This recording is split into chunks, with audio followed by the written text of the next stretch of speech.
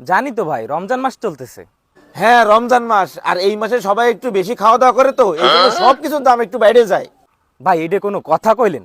সারা জীবন শুনেছি রমজান মাস রহমতের মাস, আর এই সময় আসলেই আছে আপনার জিনিসপত্রের দাম বেড়ে যায়। তাহলে কিরকম রহমতের মাস থাকলো? ভাই আমাদের কিছু করার নাই, আমাদের যেমন কিনতে হয় আমাদের তেমনই বিক্রি করতে হয়। হ্যাঁ ভাই বুঝতে পারিছি, কিন্তু এইরকম চলতি থাকলেই তো 10 বছর পর গরিব মানুষ আর কুইচে পাওয়া যাবে না রে।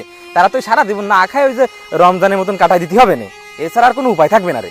যাই হোক ভাই, আপনার সাথে এত কথা বলে লাভ নাই, এনেন টাকা, মালগুলো দেন।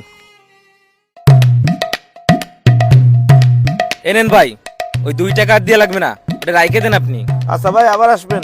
আর দরকার নাই ভাই, প্রয়োজনে রমজান মাসে খালি পানি খেয়ে ইফতার করব।